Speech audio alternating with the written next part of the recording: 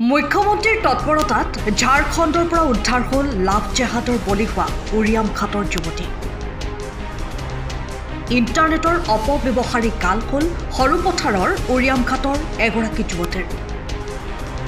উৰিয়াম ঘাট আৰক্ষী থানাৰ অন্তৰ্গত অসম নাগালেণ্ড সীমান্তৰ ডিমৰুজান গাঁৱৰ ৰশ্মি মেছ নামৰ হিন্দু যুৱতীগৰাকীয়ে 2024 চনতে ফেচবুক ইনষ্টাগ্ৰামৰ জৰিয়তে ঝাৰখণ্ডৰ আহমেদ আজাব নামৰ এজন যুৱকৰ সৈতে চিনাকি হয়। তাৰ পিছতে ঝাৰখণ্ডৰ আহমেদ আজাব নামৰ মুছলমান যুৱকজনে মিছা প্ৰলোভনেৰে হিন্দু যুৱতীগৰাকীক পলুৱাই নিয়ে। পিছত যুৱতীগৰাকীয়ে এই কথা গম পাই যুৱকজনৰ এগৰাকী পত্নী আৰু দুটা সন্তানো আছে।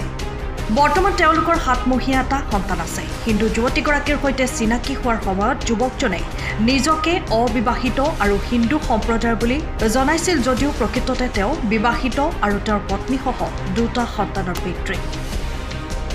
বিগত এটা বছৰে যুৱতীগৰাকীয়ে ঘৰৰ পৰিয়ালৰ সৈতে কোনো যোগসূত্ৰ ৰখা নাছিল।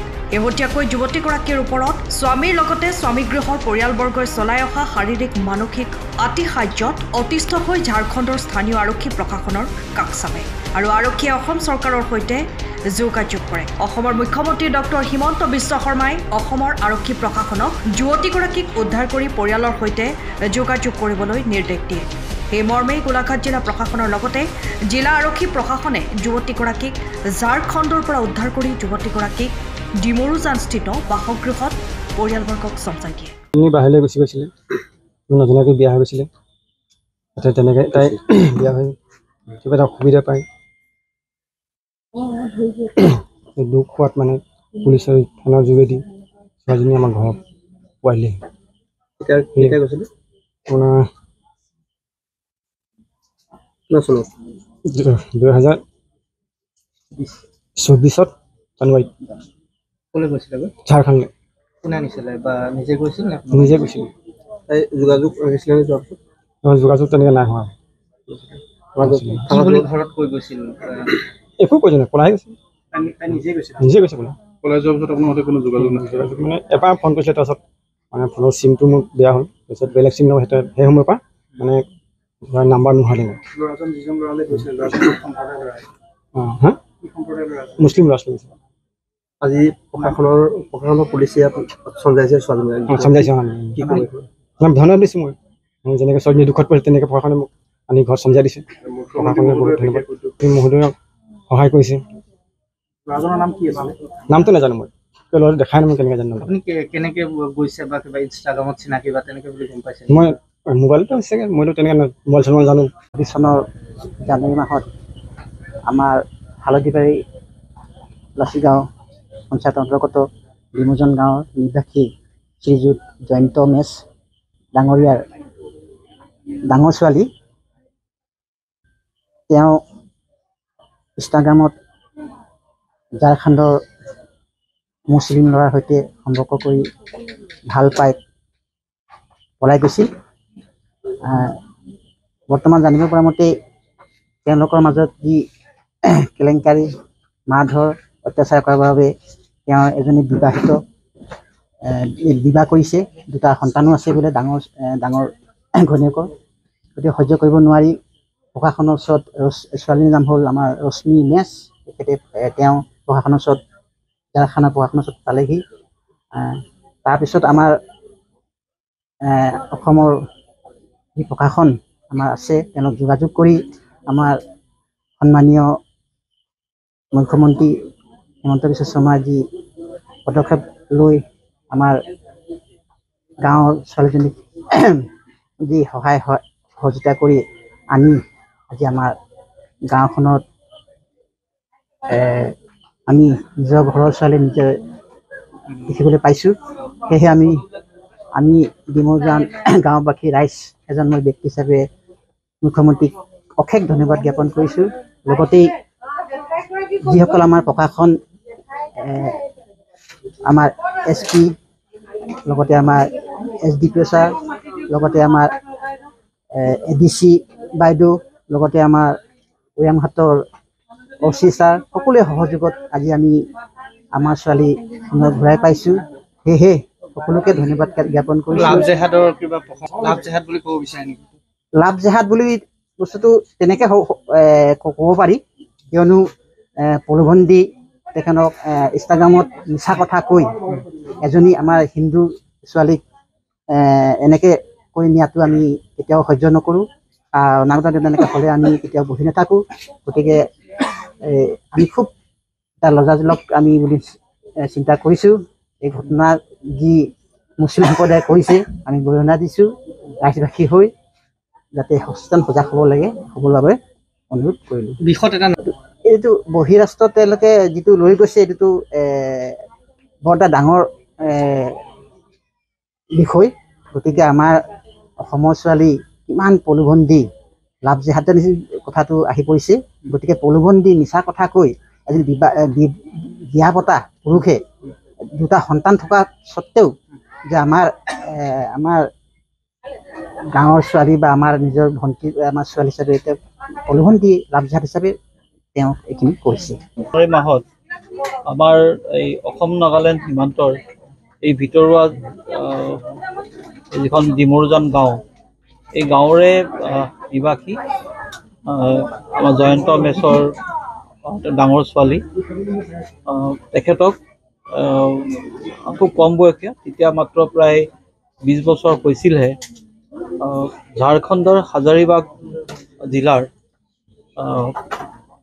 এজন বিবাহিত পুৰুষ আহমেদ ৰাজা, তেওঁ একচুৱেলি ইনষ্টাগ্ৰামত তেওঁলোকৰ চিনাকি হ'ল। আৰু তাৰপিছত তেওঁ বহুত মানে চল চাতুৰি কৰি আৰু মিছা কথা কৈ এই ছোৱালীগৰাকীক তেওঁ অপহৰণ কৰি লৈ যায়। তেওঁ অলৰেডি আগৰ পত্নী আছিলে আৰু দুটা ল'ৰা ছোৱালীও আছিলে, যিটো তেওঁলোকে আমাৰ যিগৰাকী ভিক্টিম ছোৱালী তেওঁ কোৱা নাছিলে। তাত ঝাৰখণ্ডত গৈ পোৱাৰ পিছত তেওঁ যদিও অলৰেডি এগৰাকী পত্নী আছে, আমাৰ ভিক্টিমকো তেওঁ মানে ৰাখিলে পত্নী হিচাপে, কিন্তু তাৰপিছত খুব অত্যাচাৰ কৰা আৰম্ভ কৰিলে। ফিজিকেল টৰ্চাৰ কৰিলে, মেণ্টেল টৰ্চাৰ কৰিলে, ঘৰৰ লগত কথা পাতিব নিদিয়ে, মাৰপিট কৰে। এবাৰ দুবাৰ পলাই আহিবলৈ চেষ্টা কৰিছিলে, কিন্তু আকৌ ধৰি মানে ৰাখি থৈ দিয়ে। তাৰপাছতে এজন পুত্ৰ সন্তানৰো জন্ম হ'ল। জন্ম হোৱাৰ পিছত আজি 2-3 দিনৰ আগতে তেওঁ ঘৰৰ পৰা কেনেবাকৈ পলাই আহিবলৈ সক্ষম হ'ল। আৰু ঝাৰখণ্ডৰ এই হাজাৰিবাগৰ ওচৰতে কেইজনমান ব্যক্তিক লগ পালে। তেওঁ পোৱাৰ পাছত এড্ৰেছ পোৱাৰ পাছত তেওঁলোকে সহায় কৰিলে। অসম আৰক্ষীয়ে এই খবৰটো যেতিয়া পালে আৰু অলৰেডি তেতিয়া মাননীয় মুখ্যমন্ত্ৰী মহোদয়েও মানে গম পালে, আৰু অসম আৰক্ষী আৰু ঝাৰখণ্ডৰ আৰক্ষী দুইখন ৰাজ্যৰ আৰক্ষীয়ে লগ লাগি তেখেতক উদ্ধাৰ কৰে। আৰু উদ্ধাৰ কৰাৰ পাছত যোৱা ৰাতি তেওঁ বিমানযোগে গুৱাহাটীলৈ লৈ আনে। আমাৰ গোলাঘাট জিলাৰ পৰা আমাৰ DSP প্ৰফেশ্যনৰ লেডি DSP প্ৰফেশ্যনৰ তেওঁ আৰু টীম গৈ আজি ৰাতিপুৱা তেওঁক লৈ আনে আৰু তেখেতসকলৰ পৰিয়ালক হেণ্ডঅভাৰ কৰা হয়। ইয়াত জিলা প্ৰশাসনৰ সকলো বিষয়ববীয়াসকল আছে আৰু বেলেগ বিষয়াসকলো আছে। ৰাইজৰ ওচৰত আমি হেৰি কৰি তেখেতসকলক আমি এটা হেৰি পৰিস্থিতি ঘটাই দিছোঁ এতিয়া। আৰু ৰাইজৰ প্ৰতি আমাৰ এটাই অনুৰোধ, আমি অলৰেডি গাঁৱৰ যিসকল ৰাইজ আছে, আই মাতৃসকল আছে, তেখেতসকলকো আমি এটা ৰিকুৱেষ্ট কৰিছোঁ, আজিকালি ল'ৰা ছোৱালীবিলাক এই ছ'চিয়েল মিডিয়াত কৰি পেলাই খুব এনেকুৱা ঘটনা হয়। যিবিলাক বদমাছ থাকে, যিবিলাক ক্ৰিমিনেল থাকে, ইনষ্টাগ্ৰামত বা ছ'চিয়েল মিডিয়াত তেওঁলোকে চল চাতুৰিৰে বহুত মিছা কথা কৈ পেলাই তেওঁলোকক পলুৱাই লৈ যায়, লৈ গৈ পেলাই বহুত বেয়া কামত তেওঁলোকক ব্যৱহাৰ কৰে। আজি কেইদিনমানৰ আগতেও 3গৰাকী মাইনৰ ছোৱালী ইয়াৰ পৰা গোলাঘাটৰ পৰা আকৌ লৈ যাবলৈ চেষ্টা কৰিছিলে। গোলাঘাট আৰক্ষীয়ে তেওঁলোকক ৰক্ষা কৰে, আৰু যিকেইটা বদমাছ, যিকেইটা মিছক্ৰেণ্ট তেওঁলোককো ধৰা হয়। সেইজনো এজন আমিৰ বুলি এজন আছিলে, আছিফ আৰু আমিৰ, তো তেখেতসকলকো এৰেষ্ট কৰা হয়। আৰু তেওঁলোকো ঝাৰখণ্ডৰ, তেওঁলোকক ৰাজস্থানলৈ লৈ যোৱাৰ প্লেন আছিলে। আমি দেখিছোঁ যে ৰাজস্থান আৰু ৱেষ্টাৰ্ণ UP বা হাৰিয়ানাত তাতে মহিলাৰ যিটো সংখ্যা সেইটো খুব কম, পুৰুষৰ সংখ্যা বেছি। গতিকে তেওঁলোকে এটা ডাঙৰ এটা চক্ৰ থাকে। তেওঁলোকে আমাৰ যিবিলাক ছোৱালীবিলাক নৰ্মেলি খুব চিম্পুল হয়, ইন'চেণ্ট হয়, তেওঁলোকে গম নাপায়। এনেকুৱা হেৰিয়ত ছ'চিয়েল মিডিয়াৰ যোগে তেওঁলোকে কণ্টেক্ট কৰি বা চল চাতুৰে মানে বহুত মিছা কথা কয়, কৈ পেলাই লৈ যায়। আৰু তাত যেতিয়া লৈ যায় তাতে কাৰোবাক কোনোবা পুৰুষৰ লগত জবৰদস্তি বিয়া পাতি দিয়ে বা কিছুমান বেয়া কামতো হেৰি কৰাই লিপ্ত কৰাই দিয়ে।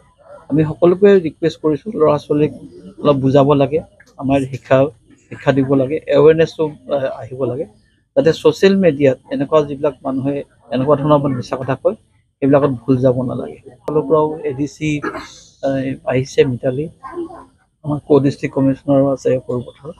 সকলোৱে এতিয়া এই পৰিয়ালটোক আৰু এই ভিক্টিম লেডি আছে তেওঁলোকক কেনেদৰে সহায় কৰিব পাৰে চৰকাৰী নিয়ম নীতিৰে আমি সেইখিনি তেওঁলোকে কৰিব। আৰু এটা অনুৰোধ আমাৰ, বহুত ক্ষেত্ৰত বহুত পৰিয়ালে আৰক্ষীক খবৰ নিদিয়ে। এই ভিক্টিম ছোৱালীজনী যেতিয়া তেওঁ ঘৰৰ পৰা নাইকিয়া হৈছিলে, পলাই গৈছিলে জানুৱাৰী 2024 চনতে, কিন্তু থানাত কোনো ধৰণৰ সেইটো ৰিপৰ্ট কৰা নাছিল। মই সকলোকে ৰিকুৱেষ্ট কৰিছোঁ যে থানাত আপোনালোকে কাইণ্ডলি খবৰ দিব, যাতে আমি তেওঁলোকক উদ্ধাৰ কৰি আনিব পাৰোঁ আৰু ক'ত থাকে ক'ত নাথাকে আমি সেইটো চেষ্টা কৰিব পাৰোঁ। এইখিনি আমাৰ ক'বলগীয়া। আমি ঝাৰখণ্ড পুলিচৰ লগত আমি এতিয়া কণ্টেক্ট কৰিছোঁ। এতিয়া কণ্টেক্ট কৰি পেলাই আমি কি ব্যৱস্থা লৈছে তেওঁলোকে সেইটো আমি নিশ্চিত কৰিম। তেওঁলোকে নিশ্চয় ব্যৱস্থা ল'ব আইনগতভাৱে। আপুনি ঘৰখনত জাপানী চৌকাত দৰ্জা, খিৰিকী, গ্ৰিল, গেট আদি লগাব বিচাৰে নেকি, যিবোৰ দীৰ্ঘদিন অটুট থাকিব? তেন্তে পলম নকৰিব, আমাৰ বিপণীলৈ আহক। যোৰহাটৰ একমাত্ৰ আমাৰ বিপণীত এনে উন্নত সামগ্ৰী উপলব্ধ। এই মেচিনটোৱে বেণ্ড কৰা হয়, দৰ্জা, চৌকাত আৰু উইণ্ডো বনোৱা হয়। বাকী আমাৰ গেনলাইজত হয় এইবিলাক। আমাৰ ঠিকনা শ্ৰীৰাম এলুমিনিয়াম চেণ্টাৰ, DCB তিনিআলি, তৰাজান, যোৰহাট 785006। যোগাযোগৰ নম্বৰ 8638967754 অথবা 9401552548। পাল্লা বনোৱা আছে, গেলভেনাইজৰ হয়। এইটো প্ৰেছ ষ্টীল বুলি কয়। গেলভেনাইজৰ উইণ্ডো হয়। ইয়াত ষ্টীলৰ এইবিলাক গ্ৰিল দিয়া আছে, এক্সট্ৰাকে গ্ৰিল প্ৰয়োজন নাই, গ্ৰিল চব লাগি গৈছে। আৰু এইফালে মস্কিটো নেটো দিব পাৰে। এইটো মস্কিটো নেট, এইফালে বেক চাইডে মস্কিটো নেটৰ পাল্লা আছে। পকাত নি পিনে ঘৰটো আৰম্ভ কৰোঁতে লৈ যাবলগীয়া হয়। তেতিয়া পকাত দি দিলে মানে ইয়াত ঢেলাই সোমাই যাব, মছলা সোমাই যাব। বালি মছলাটো ভৰাই দিলে মানে মজবুত হৈ যাব। ইয়াৰ সময়ৰ খবৰ সময়ত পাবলৈ ফ'ল' কৰক টাইম অফ আছাম।